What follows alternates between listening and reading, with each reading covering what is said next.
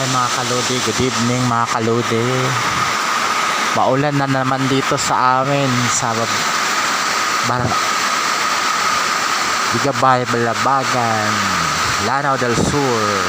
Naririnig nyo mga kalodi ang lakas ng ulan.